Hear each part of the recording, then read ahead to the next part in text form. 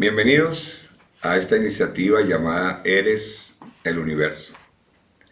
El día de hoy estaremos tratando un tema, puntualmente los conceptos religiosos y los conceptos espirituales.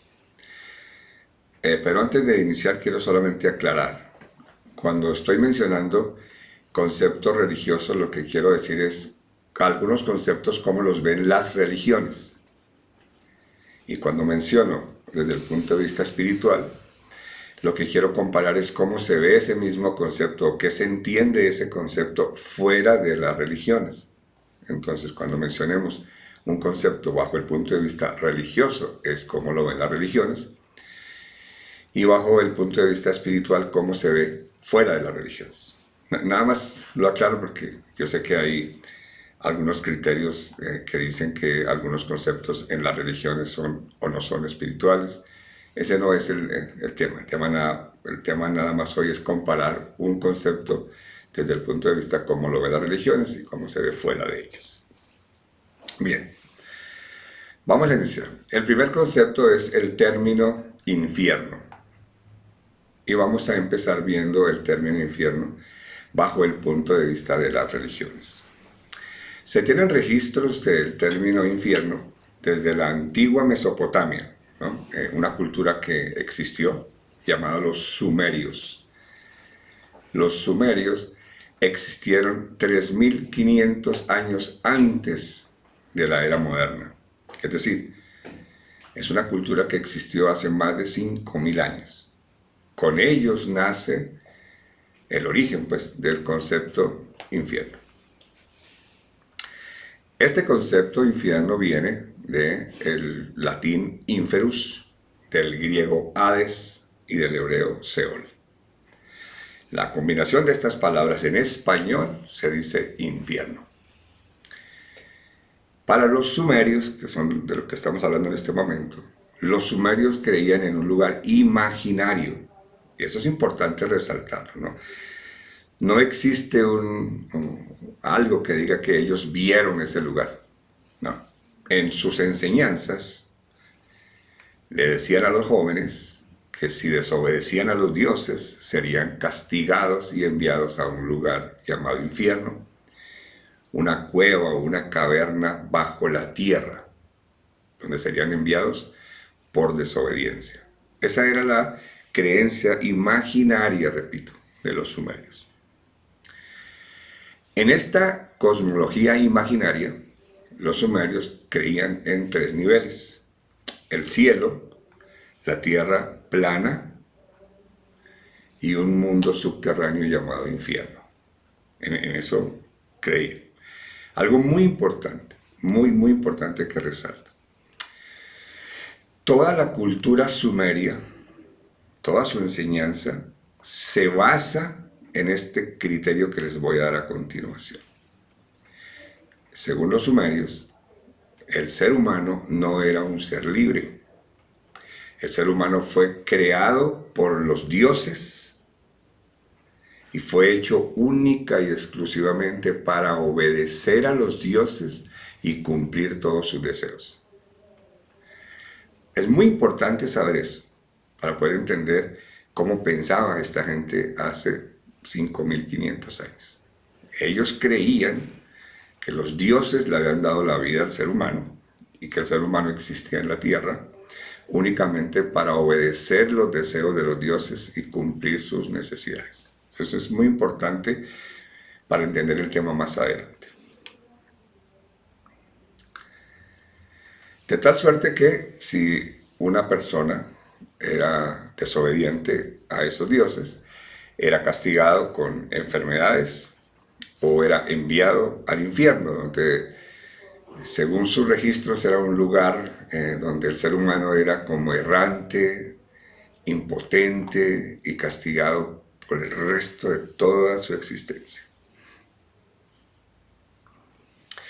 De tal manera que el hombre, al no ser un ser libre, obligado tenía que obedecer a los dioses. Si algún hombre, cuando digo hombre estoy hablando de ser humano, no hombre o mujer, cuando algún ser humano desobedecía a los dioses y era enviado al infierno, de allí no había cómo salir.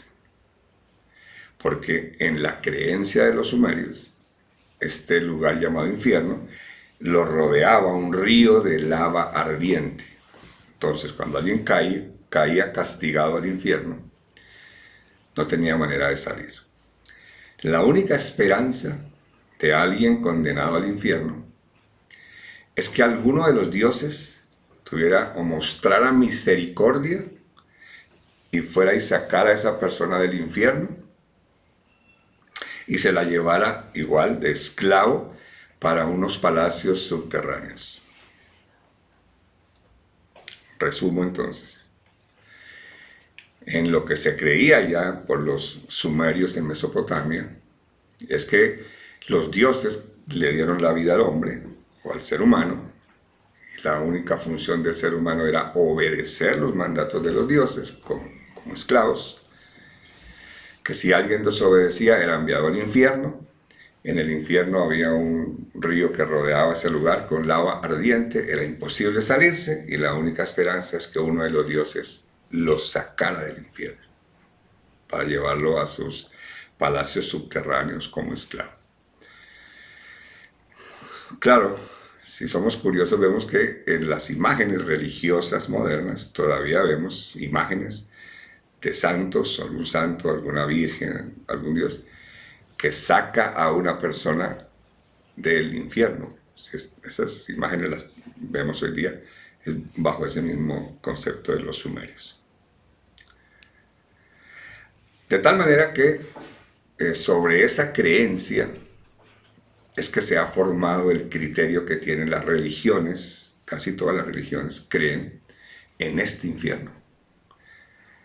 Es importante eso, porque lo que se cree hoy en las religiones, puntualmente en la que manejamos en Latinoamérica, que es la religión cristiana, católica o evangélica, pero cristiana porque es cristocéntrica, ¿no? Alrededor de Cristo.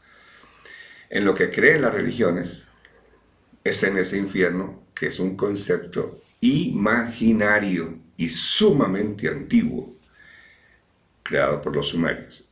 Esa es la base de la creencia de las religiones hoy. Se imaginan, o se cree todavía esa imaginación, por eso se cree en las mismas tradiciones de siempre. Pero algo muy importante que quiero resaltar aquí. Con el paso del tiempo, que esa enseñanza se enseñaba generación tras generación. Cuando ya existió la escritura, alguien escribió este concepto en el cual creían los sumerios. Y no lo escribió como una maldad, lo escribió para que no se olvidara o para que se siguiera enseñando, simplemente. Claro, las culturas se terminan, se caen, se destruyen esas culturas o simplemente se extinguen, los lugares donde viven son destruidos o los cubre la vegetación. Incluso con el paso de cientos de años, los arqueólogos descubren esos lugares y descubren esos escritos. Esos escritos obviamente eran puestos en papiro, que era lo que se conocía en aquel entonces. Papiro es una lámina de cuero que la bañan en un líquido extraído de las plantas para que perdure. Se escribe en el papiro y se enrolla. Así era la manera de escribirse antes. Estos rollos a veces se pierden porque se acaba la cultura. Con el paso del tiempo los arqueólogos lo encuentran. Y tenemos aquí un error terrible que se ha repetido. La humanidad lo repite siempre que sucede esto. Encuentran un rollo al saber o al comprobar que tiene 2.000, 3.000, 4.000 años de antigüedad y que tiene una verdad escrita, en este caso acerca del infierno. ¡Wow! Hemos descubierto los rollos de la verdad. Y ese escrito, que era una imaginación que alguien puso por escrito, pero como lo encontraron antiguo, en un rollo, esa es una gran verdad. Con el paso del tiempo se le da orden de ley a esa creencia. Luego se considera palabra de Dios, palabra santa, y hoy hace parte de diferentes escrituras de algunas religiones, como que eso es una gran verdad, porque se encontró el papiro de la verdad. Eso ha pasado siempre. Cuando encontraban las cartas de los apóstoles, Lucas le escribía a Juan, Juan le escribía a Pedro, Mateo. Claro, pasó el tiempo, encuentran esas cartas y eso es una gran verdad. Entonces es incluida en los libros como una palabra de Dios. Ese error se sigue cometiendo por siempre. Por eso es que el día de hoy eso es considerado como una verdad inobjetable. Y es en lo que se cree hoy día respecto al tema del infierno, desde el punto de vista de las religiones, o sea, religioso. Veremos ahora el punto de vista espiritual, o sea, del punto de vista fuera de las religiones, qué base tiene el concepto de infierno.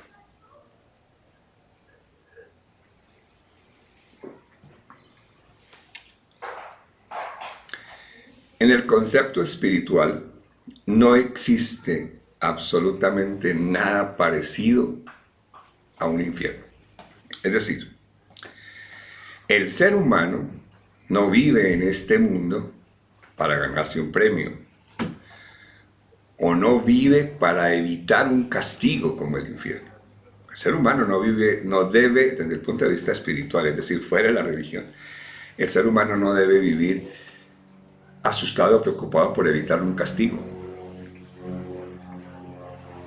Eso, bajo el punto de vista espiritual, no existe nada similar. El ser humano vive para ser mejor persona cada día. Al momento que crece y vive y madura, la madurez significa que cada vez él aprende a vivir como una mejor persona. Bueno con sus padres, buen padre, buen hijo, buen amigo, mejor persona, bueno con la naturaleza, bueno con el planeta. Claro, ustedes dirán, pero ese término bueno es como relativo, ¿no? Depende, lo que es bueno para una persona no es bueno para otra. Ustedes dirán, ¿cuál es el texto que sirve de guía? ¿Cuál es el texto guía que determine a un ser humano qué es lo bueno o qué es lo malo? Pues yo les informo que fuera de las religiones, o sea, desde el punto de vista espiritual, no hay un texto. El ser humano no necesita un texto que lo guíe y que le diga qué es bueno o qué es malo. O peor aún, que lo asuste con lo que es un pecado. El ser humano no necesita de eso. ¿Por qué? Porque el ser humano tiene una parte espiritual que la conforman todas aquellas cosas intangibles. Por ejemplo, el amor, la inteligencia, las decepciones, las tristezas, el deseo de ayudar a otros. Todo ese paquete de cosas que no vemos, que no tocamos, por eso les digo que son intangibles, pero que sin duda cada ser humano las tiene, las tenemos. Ese paquete espiritual, todo ese paquete espiritual está en un lugar que se llama el alma. En el alma de la persona están todos los intangibles y su conciencia. Cada persona en su alma tiene toda la capacidad de discernir entre lo bueno y lo malo.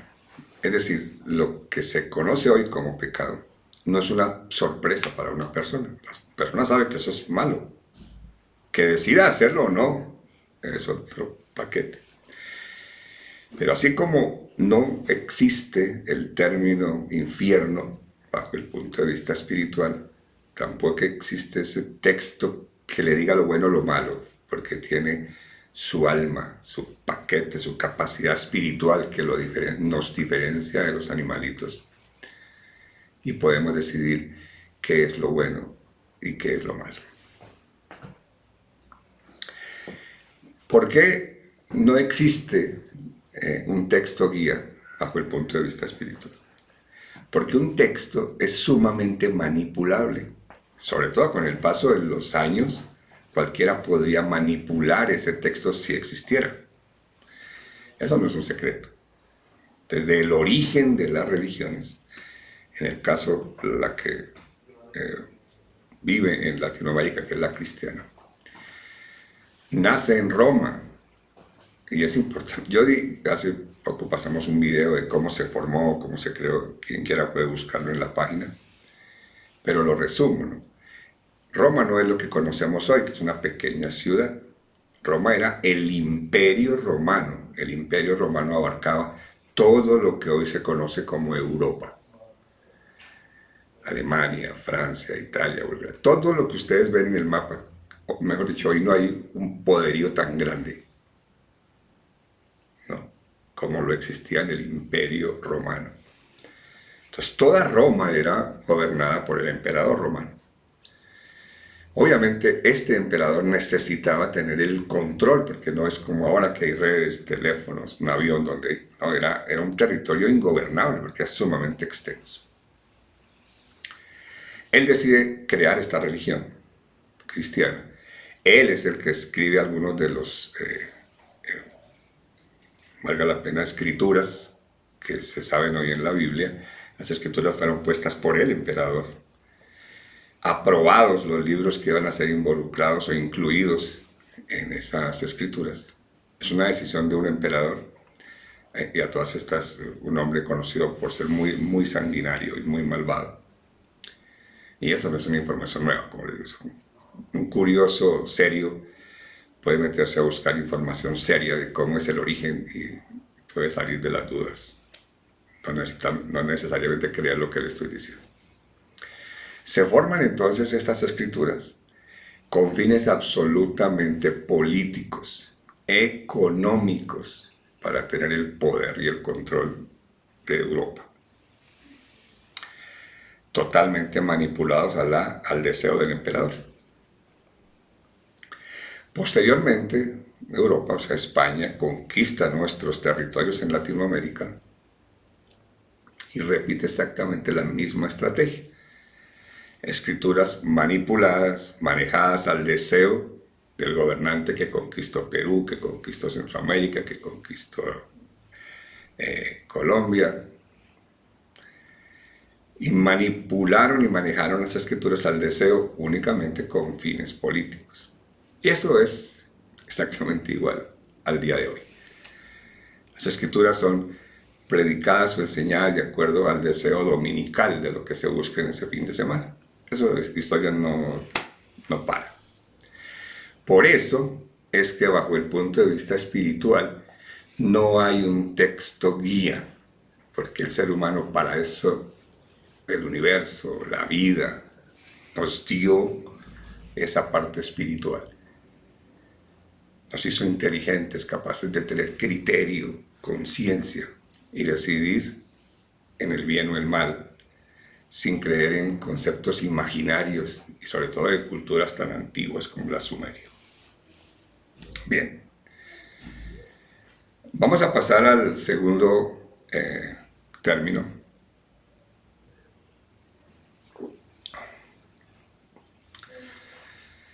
El siguiente concepto es religión y crecimiento espiritual.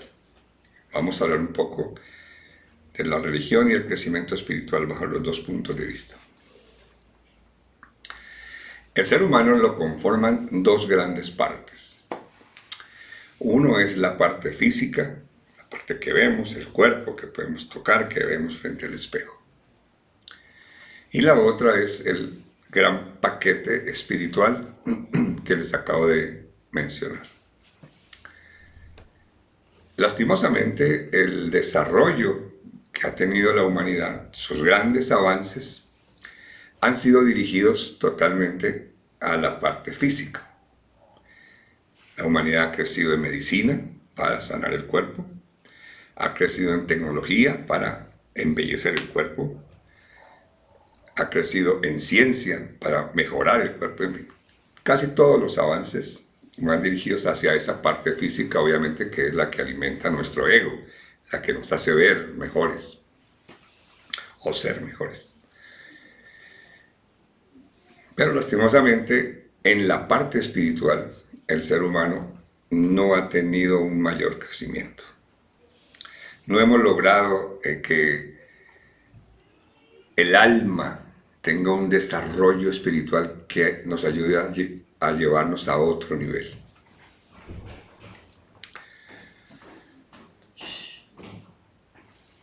Lastimosamente, ese paquete, esa parte espiritual que tenemos los seres humanos, por demás hermosa y de gran crecimiento y de gran sabiduría, donde está toda la inteligencia, todo ese paquete espiritual lastimosamente se pone siempre debajo de alguna creencia religiosa.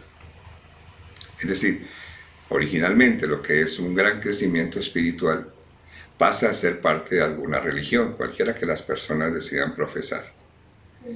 Entonces, como esa parte, gran y hermosa parte espiritual, se pone debajo de una religión porque se cree que ese es el camino correcto, que voy a crecer espiritualmente en alguna religión. Al final del día todo se resume a una sola palabra: obediencia. Y después se convierte en obediencia ciega. Y por esa razón es que no crecemos espiritualmente.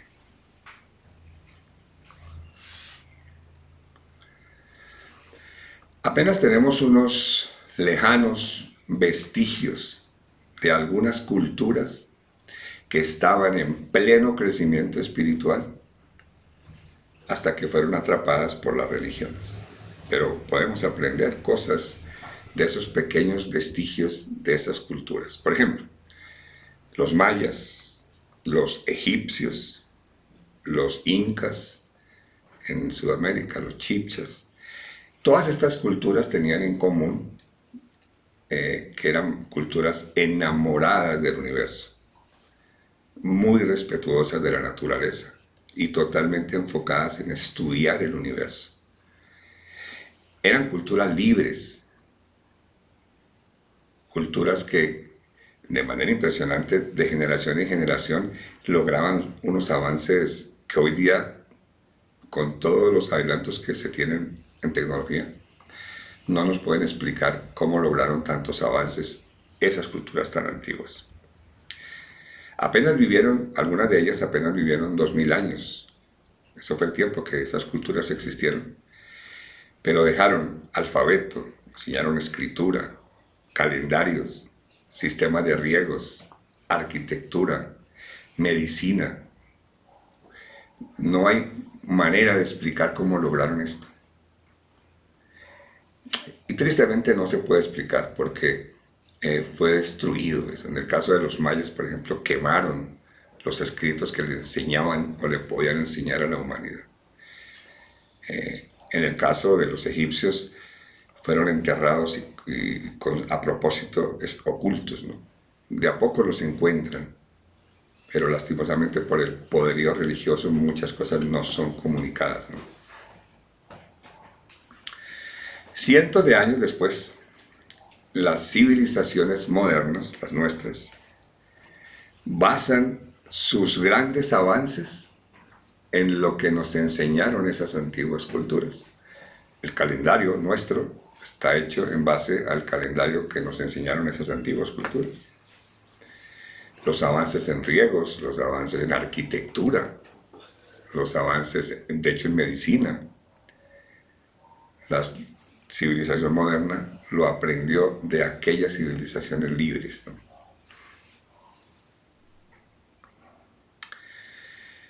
No se puede entender, no se puede explicar cómo esas civilizaciones con muy pocos recursos, digo recursos, avances tecnológicos, pues, cómo lograron saber y conocer todo lo que supieron y descubrieron. Lo que sabemos es que era gente enamorada del universo, de la naturaleza. Ellos entendían que había una energía en el aire, había una energía que le daba la vida a las plantas, que le daba el calor al sol, una energía que mantenía el cauce de los ríos, una energía que daba la vida misma. Estas culturas todas en común tenían ese amor por esa energía del universo que mantiene las cosas en orden. Por ejemplo, uno ve un hábitat virgen, un hábitat donde no ha llegado el ser humano, y todo es perfecto. Los animales, la existencia, las plantas, los ciclos de la vida, todo es perfecto. De hecho, también lo podemos ver en algunos parques protegidos de África, de Sudamérica, en el Cusco, en Perú hay parques protegidos, en Cartagena, Colombia, hay parques protegidos en muchas partes. En Centroamérica hay varios parques protegidos. Esos lugares mantienen un orden perfecto. Eso que mantiene ese orden es lo que esas culturas antiguas veían, que una energía en el aire, mantenía todo perfecto. Ellos de alguna manera, no hay manera de enseñarlo aún, ellos de alguna manera se unían, se conectaban a esa misma energía del universo, de la naturaleza, y por eso sus avances eran espectaculares. Lastimosamente, todo ese progreso se perdió cuando llegaron las religiones en diferentes, bueno, en épocas similares a estas culturas, las destruyeron. Como digo, quemaron, destruyeron, porque algunos de los escritos, en el caso cercano a los nuestros, los incas, los chibchas y los mayas, esas enseñanzas que estaban escritas fueron consideradas paganismo. Esos antiguos hombres y mujeres sabían cómo sanar enfermedades con plantas, por ejemplo. Cuando llegan las religiones, eso es considerado brujería y son sacrificadas, asesinadas como brujas o brujos. En fin, se acabó todo ese hermoso conocimiento de lo que era la naturaleza, los avances, la inteligencia espiritual. Y se acabó y se apagó y se puso en su lugar una religión. Voy a dar una información alterna, aparte de esta charla, para poder entender al final y concluir.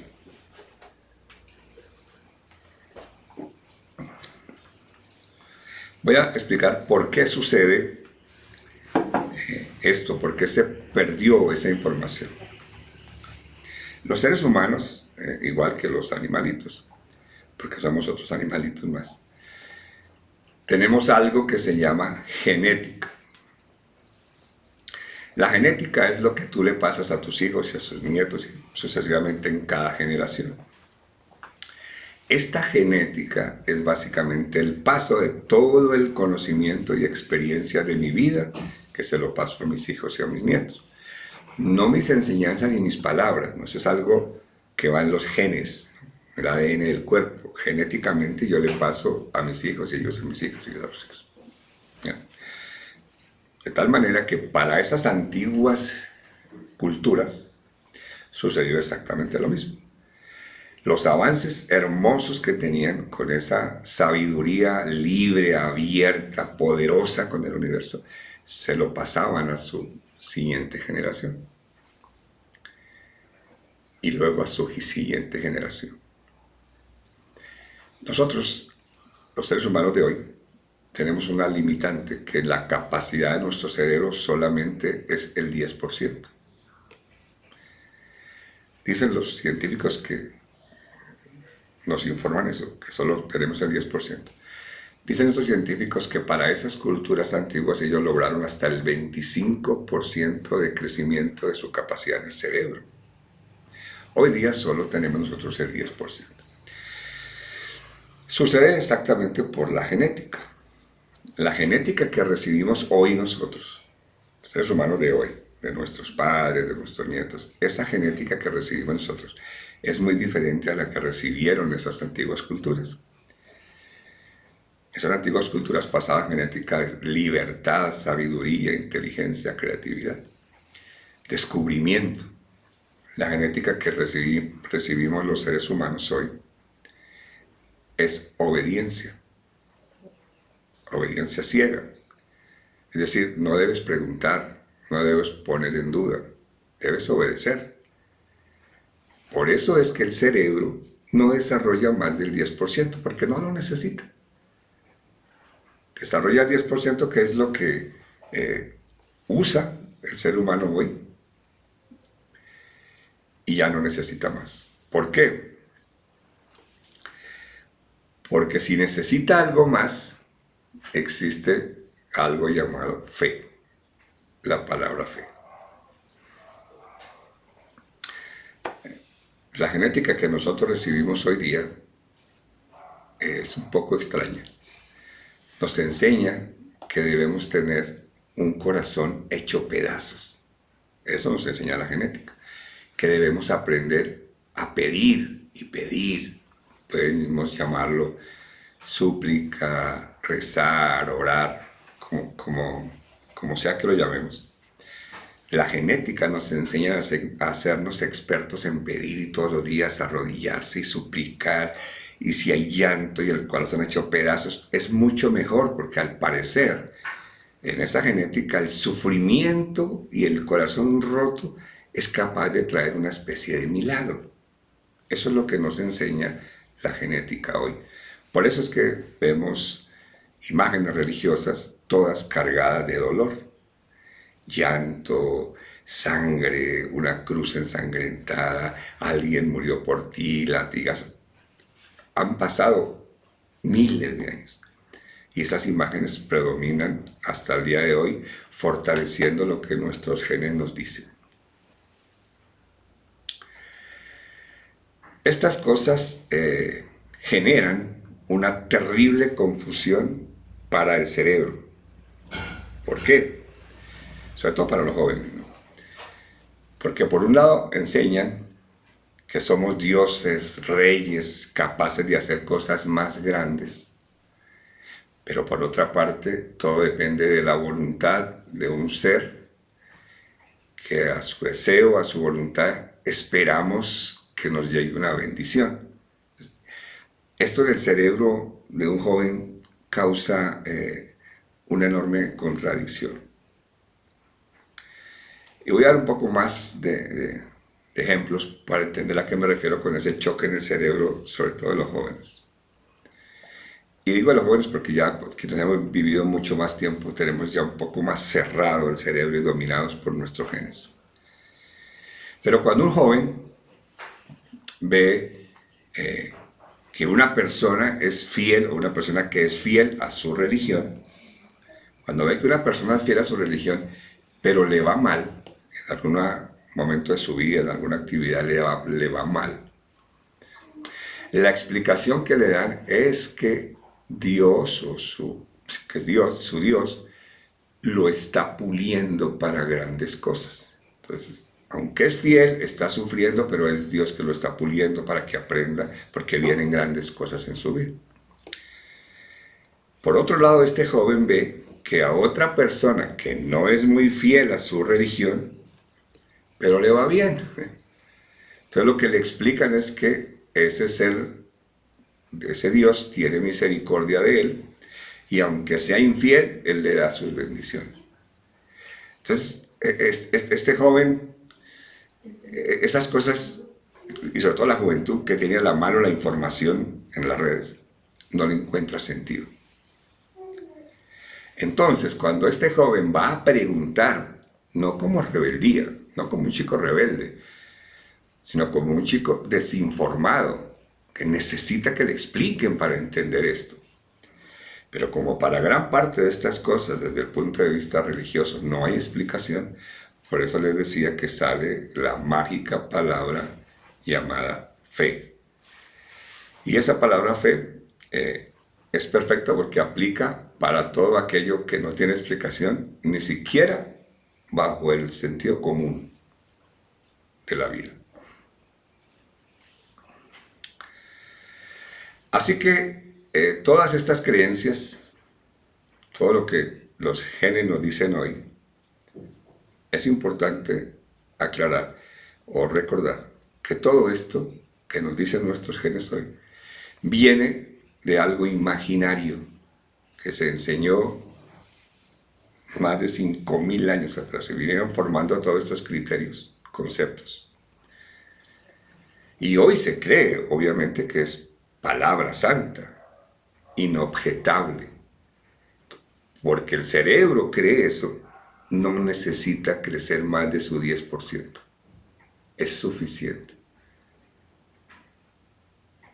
Mientras nosotros mantengamos siendo dirigida nuestras vidas, como si la vida fuera al azar. Por eso escuchamos palabras como, ojalá le vaya bien en ese proyecto, ojalá le vaya bien en su vida, ojalá le salgan bien las cosas en su vida, como si la vida fuera una suerte. Hoy los seres humanos necesitamos decidir si vamos a regresar a nuestro origen espiritual y ser de nuevo creadores y superar ese 10% de la capacidad de nuestro cerebro, o seguiremos siendo dominados por criterios imaginarios y además sumamente antiguos que nos llevan a una sola palabra: obediencia. Vamos a entrar al último término, justamente es la palabra fe.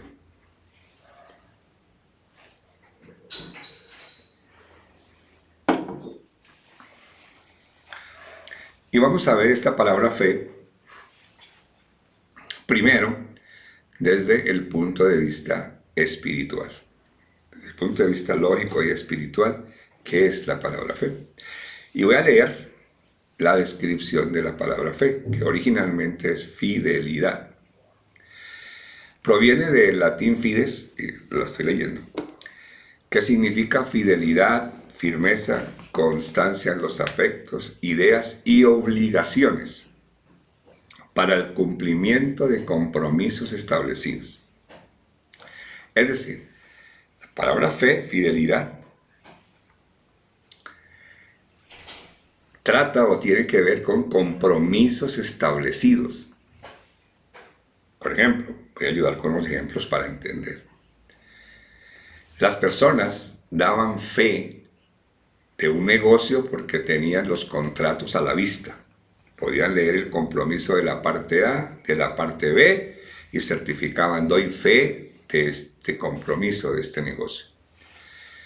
Cuando se iba a contratar los servicios de un médico, por ejemplo, se tenía a la vista sus títulos, donde se graduó, donde se especializó, en qué se hizo sabio, qué tanto tiempo hace que se graduó. Se daba fe de que ese profesional era preparado. Eso era el concepto original, y ese es el concepto espiritual fuera de las religiones. La palabra fidelidad o fe no es algo efímero, imaginario, es algo real. Yo tengo a la mano la información y doy fe de que eso es verídico. Pero particularmente en el ámbito religioso es donde la cosa cambia. De hecho, en el ámbito religioso no usan la explicación del diccionario español o de la lengua española de lo que es fe. Para el ámbito religioso se creó una descripción aparte. Y está en diferentes escritos de diferentes religiones. Dice, ¿qué es fe para las religiones? ¿Qué es fe? Fe es la certeza de lo que se espera y la convicción de lo que no se ve. Esa es la descripción que le hicieron a la palabra fe en las religiones, que es diferente de lo que es espiritualmente o lo que está en un diccionario de la lengua española. Así que, desde el punto de vista espiritual, la palabra fe, mira lo que te voy a decir aquí. Desde el punto de vista espiritual, la palabra fe, cuando le dicen a una persona, por ejemplo, va a entrar a un proyecto en su vida, un muchacho va a iniciar un proyecto, entonces se le dice, bueno, ponga fe en que eso le va a salir bien. Desde el punto de vista espiritual, cuando se le dice ponga fe, significa esto. Significa trace un plan, dependiendo de lo que sea su proyecto, a 1 año, 2 años, 5 años, 10 años, dependiendo de lo que sea su proyecto. Vamos a dar un ejemplo. Una persona quiere graduarse como médico porque quiere tener su propio consultorio. Entonces dicen, bueno, tenga fe, espiritualmente tenga fe, le dicen al chico, va a empezar su universidad.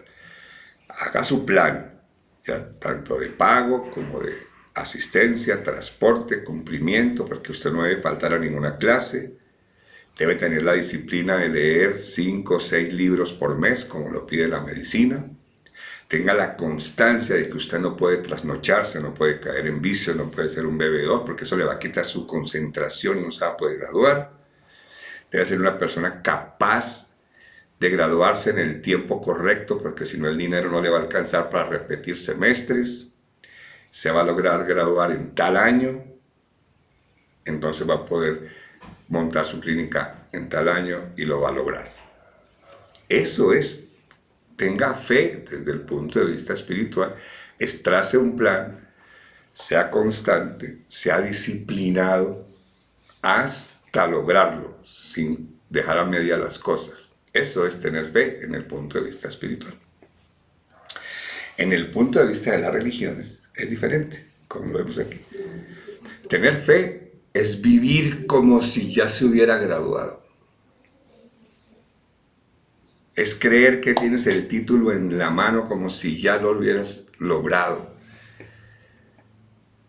Es creer algo que no hiciste. Por eso es que muchas personas, muchos jóvenes, o muchas personas en general, se quedan nada más con el criterio religioso, o sea, de las religiones. Y su vida, sus planes, sus sueños, todos van dirigidos a la fe. Usted tenga fe. Y nunca hacen este plan, por eso se ve muy pocos jóvenes que logren terminar sus planes, o muchas personas que inician, sobre todo en estos tiempos de inicio de año, todo el mundo traza planes, ¿no? Voy a aprender esto, voy a meter esto, voy a perder peso, voy a meter al gimnasio, voy a estudiar otro idioma. En marzo, abril, ya se perdió.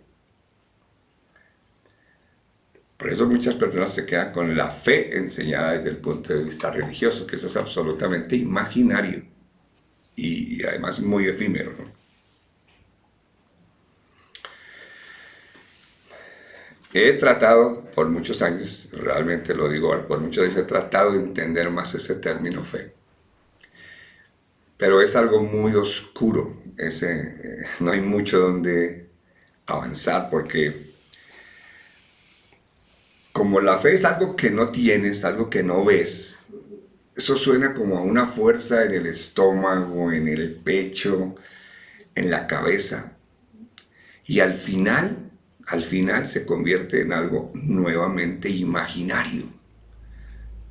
Usted imagine que si usted le pone toda esa fe rara del estómago a algo que le va a llegar del cielo, el milagro, algo imaginario. Por eso es que a veces vemos cosas que si les ponemos atención son hasta ridículas, ¿no? Un simple partido de fútbol. En un partido de fútbol se enfrenta el equipo A contra el equipo B. El equipo A y su país, lo que sea el equipo, le pone toda la fe a que va a ganar. Pero el equipo B también, él, su jugador y la hinchada del país le pone toda la fe. Es algo totalmente efímero, imaginario, de que algo, una fuerza extraña, se lo va a dar. Ahora bien, lo triste, lo triste y confuso de esto es que nuestros genes, es lo que te voy a decir, nuestros genes que nos han transmitido nuestros padres y abuelos, genes de obediencia ciega, nos enseñan o nos hacen entender que creer en lo que no ves y vivir como si ya lo tuvieras y ponerle esa fe y esa fe, eso realmente a nosotros nos suena más espiritual. A nosotros, nuestros genes. ¿Por qué? Porque si tú comparas las dos explicaciones de fe desde el punto de vista espiritual es hacer un plan, no depender de un milagro, hacer un plan, ser ordenado, ser disciplinado, consecuente en sus decisiones y constante hasta lograrlo. Eso no suena espiritual. Pero a este lado, no, usted ponga fe y crea que va a suceder y lo va a lograr. Eso sí que no suena espiritual. Pero eso es cuestión genética. Eso no es un pensamiento libre, poderoso y lleno de creatividad. Porque como eso es lo que tenemos en nuestra cabeza y tristemente lo que enseñamos a nuestros hijos. Por esta razón es que nosotros, quienes somos padres, y también los jóvenes a su nivel, todos debemos tomar buenas decisiones en nuestra vida. Con información como esta que les estoy dando y otra que ustedes pueden buscar. Necesitamos tomar decisiones. Si vamos a cambiar esos conceptos para tratar de recuperar nuestra libertad, ser personas que no obedecemos ciegamente a criterios antiguos e imaginarios, y así va a seguir la vida, como si la vida de nuestros hijos estuviera a la suerte. Ay, ojalá que a mi muchacho le vaya bien en la vida. Si vamos a seguir creyendo eso, o si vamos a recuperar nuestra libertad, personas unidas a la naturaleza, al universo, gente capaz de crear. Solo imaginemos si esas culturas que destruyeron, que apenas vivieron 2000 años, lograron semejantes avances. ¿Cuál será el futuro de nuestros nietos, de nuestra siguiente generación, si quitan todos esos conceptos religiosos y se convierten en personas espirituales libres? Lo que esos chicos van a lograr descubrir en el universo, lo que no entendemos hoy, volverá a ser espectacular. Yo espero que no sigamos viviendo en cosas imaginarias, sino que seamos capaces de regresar y ser personas libres. Antes de terminar la charla del día de hoy, quiero invitarlos y comentarles. Hemos preparado un taller que va a durar 7 charlas, 7 días, si la gente lo quiere tomar diario o si lo quiere tomar en menos tiempo, pero es en 7 paquetes que se va a dar este taller. Y este taller justamente se llama ¿Cómo superar las religiones y lograr nuestra libertad espiritual? Lo estaremos impartiendo en 7 videos. Cada video va a durar entre 15, 20 minutos. Que va a tener un paso a paso. O sea, debes haber visto el primero para ver el segundo, el tercero y poder comprender y tener un poco más de información de cómo superar las religiones de una vez por todas y ser espiritualmente libres. Este taller no va a tener ningún costo, va a ser totalmente gratuito. Pero lógicamente al ser abierto, pues va a haber mucha gente y no lo podemos dar abierto, ¿no? Las redes nos obligan a tener un cupo limitado. Por ejemplo, el anterior video lo vieron más de 45,000 personas, creo. Entonces no podemos tener algo abierto para un taller. Así que en los próximos días les va a llegar por las redes la invitación a inscribirse a este taller. Va a tener que entrar a un correo, llenar un formulario, enviarlo, hacer un proceso que les explicaremos perfectamente. Pero hoy, a quienes tengan la fortuna de estar viendo este video hoy, pueden enviar un correo al video a la dirección que va a salir aquí abajo en la pantalla. Envíen un correo a esta dirección, un correo sencillo, con su nombre, el país donde están y su edad, nada más. Nombre, país donde viven y el país y ciudad donde viven y su edad. A ese correo ustedes recibirán un correo de regreso con la planilla donde se van a escribir. Pero con el correo que envíen hoy ya estarán preinscritos y ya habrán asegurado el cupo de quien quiera tomar de manera gratuita este taller. Gracias por su tiempo. Nos veremos pronto.